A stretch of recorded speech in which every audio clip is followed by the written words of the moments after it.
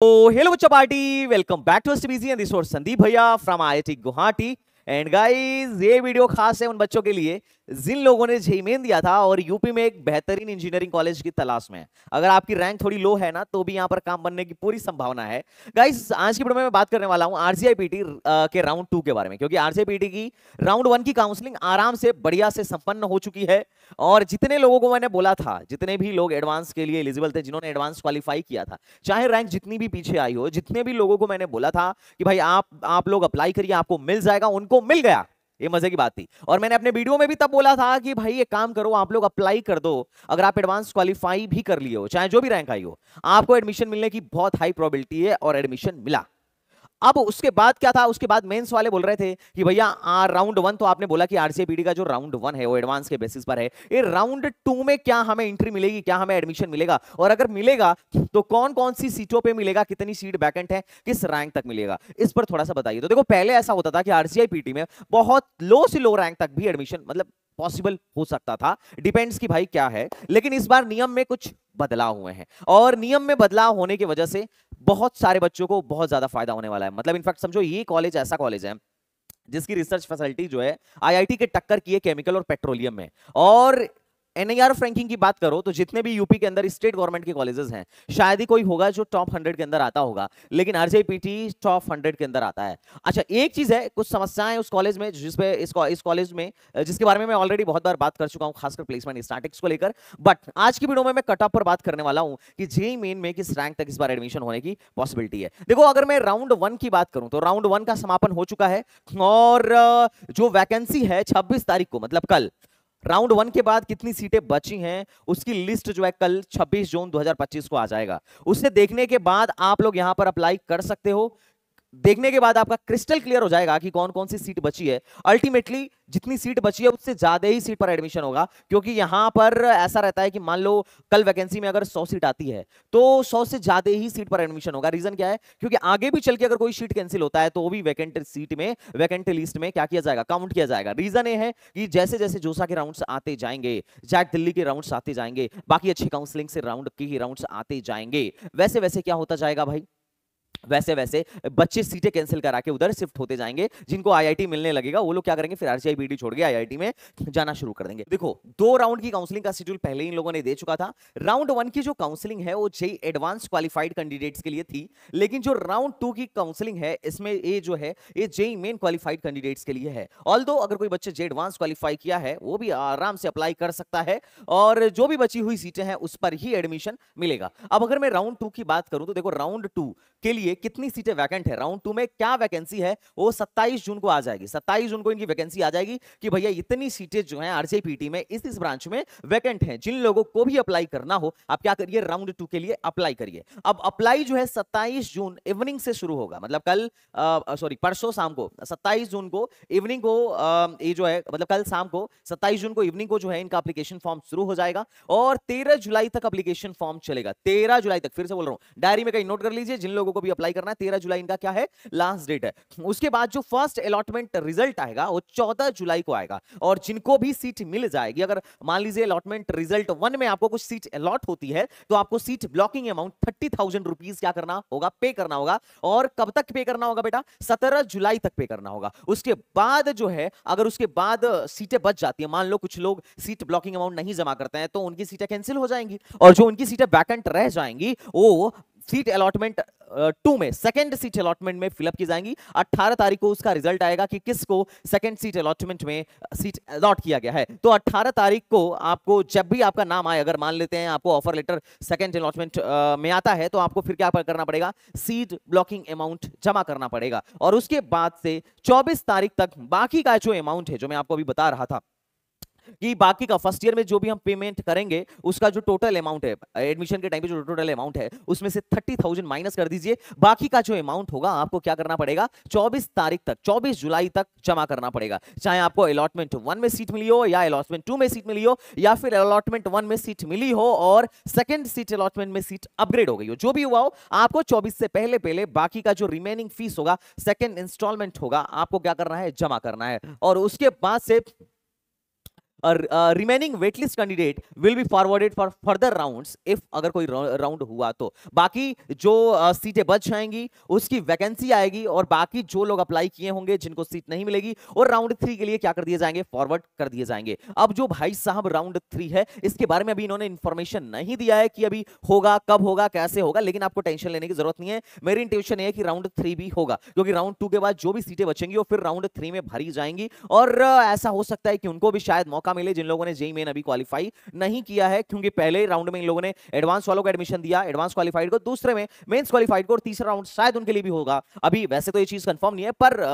पिछले कई सालों से मैं काउंसलिंग कर रहा हूं तो जहां तक मेरे को इंट्यूशन लग रहा है कि शायद सीट अगर बचेगी तो उनको भी मौका दिया जाएगा जिन्होंने क्वालिफाई नहीं किया। तो बचे हुए लोगों को राउंड 3 के लिए फॉरवर्ड कर दिया जाएगा और राउंड 3 का जैसे ही डिटेल आएगा मैं आपको अपने यूट्यूब चैनल के माध्यम से बताता रहूंगा। बाकी फीस कैसे जमा करना है, क्या जमा करना है, you have to know. First year में जो टोटल फीस है 1,51,000 151 है और SC/ST अगर आप हो, SC/ST PWD हो तो 1,26,500 रहेगा इंक्लूडिंग फर्स्ट सेमेस्टर के फीस को, और बाकी के अदर सेमेस्टर से आपका मात्र 1,36,500 रुपए ही लगेगा। और अगर आप SC/ST या PWD में हो तो 1,11,000 रुपए ही लगेगा। तो ये है इनकी डेडलाइंस जो आपको बहुत ध्यान में रखना है। इस डेट के अंदर ही क्या करना है आपको, मतलब आप अपने रजिस्ट्रेशन को करना है, रजिस्ट्रेशन के बाद रिजल्ट का वेट करना है और जैसे ही रिजल्ट आता है तो सीट ब्लॉकिंग अमाउंट पे करके एडमिशन लेना है। एलिजिबिलिटी क्राइटेरिया की बात करते हैं कि कौन कौन स्टूडेंट्स जो हैं RJPT के लिए एलिजिबल हैं। तो पहला वो बच्चा राउंड 2 में, राउंड 1 तो देखो हो चुका है, राउंड 2 में कौन कौन एलिजिबल है, तो जो जेईई एडवांस क्वालिफाई किया है वो भी एलिजिबल है, जो जेईई एडवांस नहीं क्वालिफाई किया है वो भी एलिजिबल है, लेकिन जेईई मेंस क्वालिफाई होना चाहिए। मतलब जेईई एडवांस के लिए अगर आप एलिजिबल थे, जेईई मेन क्वालिफाई किए थे, कट ऑफ आपके क्लियर हुई थी, जेईई एडवांस के लिए अगर आप एलिजिबल थे तो बिल्कुल आप RJPT के लिए एलिजिबल हैं। अच्छा, जो जेईई एडवांस क्वालिफाई किया है वो तो एलिजिबल है ही क्योंकि वो फर्स्ट प्रायोरिटी पे है। अब ये है पहला एलिजिबिलिटी क्राइटेरिया और इसी के बेसिस पर आपका एडमिशन होगा। लेकिन भैया इसके अलावा बोर्ड का क्या एलिजिबिलिटी क्राइटेरिया है, तो बोर्ड का एलिजिबिलिटी क्राइटेरिया भी मैं आपको थोड़ा सा बता देता हूं। अगर बोर्ड की बात करें तो जिन बच्चों ने 60% से ज्यादा, है ना, जिसने 60% से ज्यादा सिक्योर किया हुआ है, जो बच्चा 60% से ज्यादा एग्रीगेट मार्क्स सिक्योर किया हुआ है 10+2 में, वो एलिजिबल है। और अगर SC/ST या PWD कैंडिडेट है तो फिर क्या है, 55% पे भी काम चल जाएगा। मतलब बोर्ड में जो आपका एग्रीगेट बनना चाहिए वो 60% या 60% से ज्यादा बनना चाहिए। अच्छा, आप अगर एडवांस दिए हो, एडवांस के लिए एलिजिबल थे, आपने अगर एडवांस दिया है तो यू आर एलिजिबल। मैं फिर बोल रहा हूं, इस बात को ध्यान रखना। जो लोग जेईई मेन में फेल हो गए थे, जो जेईई मेन नहीं दे पाए थे, मतलब सॉरी, जो जेईई मेन क्लियर ही नहीं किए थे, उनको राउंड 2 में, वो लोग राउंड 2 के लिए एलिजिबल नहीं है तो आपको फॉर्म नहीं भरना है। जो लोग जेईई मेन क्लियर किए थे, जो एडवांस के लिए एलिजिबल थे, उन्हीं को फॉर्म भरना है। अब बात करें कि भाई फर्स्ट प्रेफरेंस किसको देने वाले हैं, तो obviously they are going to give first preference to JEE advance. JEE advance के रैंक को फर्स्ट प्रेफरेंस मिलेगा, उसके बाद सेकंड प्रेफरेंस जो है वो जेईई मेन के रैंक को मिलेगा। तो ये है भाई एलिजिबिलिटी क्राइटेरिया। दो ही एलिजिबिलिटी क्राइटेरिया है, मेंस एंड एडवांस का, और साथ ही साथ इनका बोर्ड का। कौन से ब्रांच में कितनी सीटें हैं, ब्रांच का डिस्ट्रीब्यूशन आप यहां पर देख सकते हो। टोटल 615 सीटें हैं यहां पर, सुपर नंबररी सीट्स मिला के अगर बात किया जाए RJPT के सीट मैट्रिक्स की, तो जिसमें से सिर्फ 85 सीट तो भाई गर्ल्स के लिए रिजर्व्ड है। तो गर्ल्स के लिए स्पेशल सीट्स भी हैं, तो गर्ल्स को थोड़ा एडमिशन लेने में सहूलियत मिलेगी। तो ये बाकी एलिजिबिलिटी क्राइटेरिया। बाकी अगले राउंड में क्या रहता है मैं आपको बताऊंगा। अब हम कट ऑफ के बारे में बात करते हैं, थोड़ा सा भाई किस रैंक तक कहां पर एडमिशन होने वाला है। एक बात और जो सबसे इंपॉर्टेंट है कि अगर अभी तक आपको कहीं एडमिशन नहीं मिला तो भाई सोचने वाली बात है, क्योंकि आधी काउंसलिंग निकल गई, 60-70% काउंसलिंग निकल गई। 30 के बाद, इस 30 जून के बाद मोस्ट ऑफ द काउंसलिंग्स की डेट जो है फिनिश हो जाएगी। मतलब कि सबकी काउंसलिंग का रजिस्ट्रेशन ऑलमोस्ट सबका धीरे धीरे करके बंद हो जाएगा, बहुतों के बंद भी हो गए हैं। और तब तक अगर आपने अपना कुछ बैकअप नहीं रखा, जुगाड़ नहीं रखा, या फिर खुद को कॉन्फिडेंस में नहीं ला पाए कि भैया मेरा यहाँ पे हो जाएगा, तो समझिए दिक्कत है। क्योंकि फिर तो वही होगा कि अगर स्पॉट में कहीं सीट बची तो मिलेगी, अदरवाइज ड्रॉप लेना पड़ सकता है। तो मैं आप सारे लोगों से रिक्वेस्ट करूंगा, क्योंकि देखो मोस्ट ऑफ द काउंसलिंग्स के रिजल्ट, राउंड 1 के रिजल्ट आ गए, और अभी भी ऑप्शन है कि अगर अभी भी आप थोड़ा सजग हो जाओ तो आपका भी एडमिशन हो सकता है, चाहे जितना भी लो रैंक हो। अगर आपकी बहुत लो रैंक है, आप यूपी से हैं, तो आप मेरे ऑल यूपी काउंसलिंग प्रोग्राम में आइए, आपको बहुत ही ज्यादा फायदा होगा। मतलब यूपी काउंसलिंग तो ऐसी है जहां पर मैं बोलता हूं कि यूपी में तो भैया एडमिशन की गारंटी है, किसी भी रैंक वाला बच्चा आ जाए एडमिशन करा देंगे। क्योंकि यहां पर बहुत सारे कॉलेजों में बहुत सारी सीटें लास्ट तक वैकेंट रहती हैं, लोगों को पता नहीं रहता है, लोग अवेयर ही नहीं रहते हैं। तो जिनको प्रोग्राम लेना हो प्रोग्राम बाय कर लेना, क्योंकि अब तक का सबसे ज्यादा ऑफर अपने एकेटीयू काउंसलिंग प्रोग्राम या ऑल यूपी काउंसलिंग प्रोग्राम में चल रहा है। अब राउंड 1 के कट ऑफ को थोड़ा डिस्कस करते हैं। तो यहां पर कंप्यूटर साइंस के लिए तुम देख रहे हो 1900 रैंक वाले बच्चे ने अप्लाई किया था और 14000 रैंक पर जाके कंप्यूटर साइंस बंद हुआ है। केमिकल मेजर इन पेट्रोकेमिकल्स और पॉलीमर में तो यार 28000 रैंक तक जाके बंद हुआ है। ये मैं राउंड 1 मतलब अपग्रेडेशन मतलब मैं राउंड 1 के फर्स्ट अलॉटमेंट की बात कर रहा हूं। केमिकल में 25000 रैंक तक एडमिशन हुआ था। इलेक्ट्रिक व्हीकल में 26000 रैंक तक एडमिशन हुआ था। केमिकल इन रेन्यूएबल एनर्जी में 28000 रैंक तक एडमिशन हुआ था। कंप्यूटर डिजाइन में जो है 22000 रैंक तक मिला एडमिशन हुआ था। सोचो इनकी जो सबसे लो ब्रांच है वो पेट्रोलियम है और क्या है, केमिकल है। तो पेट्रोलियम और केमिकल में भी 28,000 रैंक तक एडमिशन हुआ था। मतलब मोटा मोटी ये समझो कि अगर कोई भी व्यक्ति जो है, देखो अभी अब जिनकी रैंक बहुत अच्छी है ना यार, देखो मतलब 20,000 है, मतलब सॉरी 10,000 के अंदर है, 8,000 के अंदर है, ये सारे लोग आरजेपीटी छोड़ के भागने वाले हैं। तो सीटें बहुत बचने वाली हैं, तो उसकी टेंशन मत लो। तो अगर ऐसा हो कि आपकी रैंक बहुत लो भी हो तो आप टेंशन लेने वाली बात नहीं है। अगर कोई व्यक्ति एडवांस क्वालिफाई भी किया था और अगर वो बैठता है तो आरजेपीटी में मिलने की पॉसिबिलिटी थी। अब मेंस में क्या रहने वाला है, मेंस की कट ऑफ क्या रहने वाली है, थोड़े उसके बारे में अपन लोग चर्चा कर लेते हैं।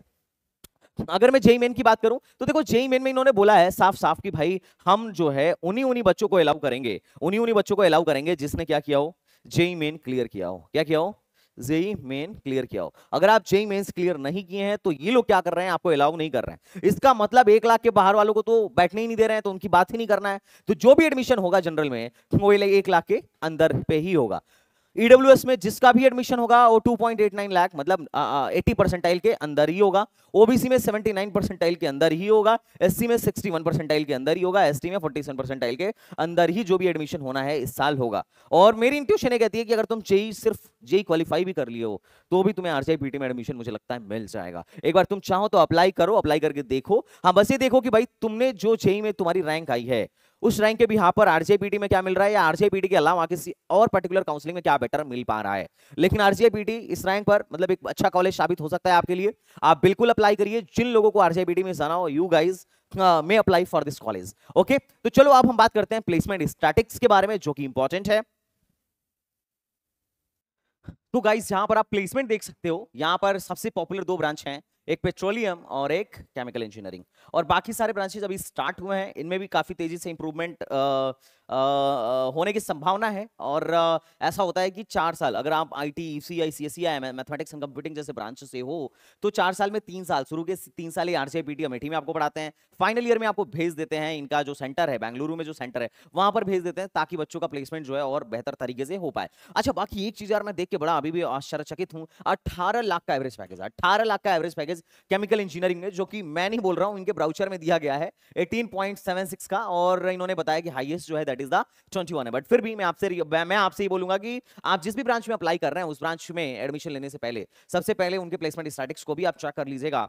बाकी ये पिछले कुछ सालों के प्लेसमेंट स्टैटिस्टिक्स हैं, इसकी लिंक मैं डिस्क्रिप्शन में डाल दूंगा। जब 2025 का प्लेसमेंट देखेंगे तो कुछ ऐसा निकल के नजर मतलब कुछ ऐसा नजर आएगा। अब 18 लाख का जो एवरेज पैकेज है, शायद मुझे लग रहा है कि 18 लाख का इसलिए हो गया हो क्योंकि केमिकल इंजीनियरिंग में 10 बच्चे एलिजिबल थे जिसमें से 8 की जॉब लगी। तो that's why it may be possible, क्योंकि यहां पर बहुत टॉप की कंपनीज आती हैं केमिकल में, जैसे ओएनजीसी हो गई, मतलब केमिकल और पेट्रोलियम के लिए, जैसे ओएनजीसी हो गई, आईओसीएल हो गया, एचपीसीएल हो गया, गेल हो गया। मतलब काफी सारी पीएसयूज आपको यहां पर देखने को मिल जाएंगी। और पीएसयूज में जाने के लिए यार बहुत मेहनत करना पड़ता है, गेट में बहुत अच्छी रैंक लेके आनी पड़ती है ना। अगर आप नॉर्मल किसी कॉलेज से बीटेक कर रहे हैं और आपको पीएसयू में डायरेक्ट एंट्री नहीं मिल रही है तो दूसरा तरीका है कि आप गेट क्रैक करिए, और गेट क्रैक करने के बाद से क्या करिए, आप पीएसयूज में एंट्री लीजिए। तो ये इनके इस साल के कुछ इनके प्लेसमेंट स्टैटिस्टिक्स हैं, देख के आपको बड़ा ही अच्छा लगेगा, बड़ा ही उत्तम लगेगा, मजा आ जाएगा। बट बाकी आपकी चॉइस है, आपको कैसे अप्लाई करना है and so on, you have to check out. इन ईयर ऑफ डेटा में भी इनकी काफी अच्छी रेपुटेशन है, 9 लाख के आसपास, 9.5 लाख और 7 लाख का इनका मीडियम सैलरी है, जो कि काफी ठीक ठाक है।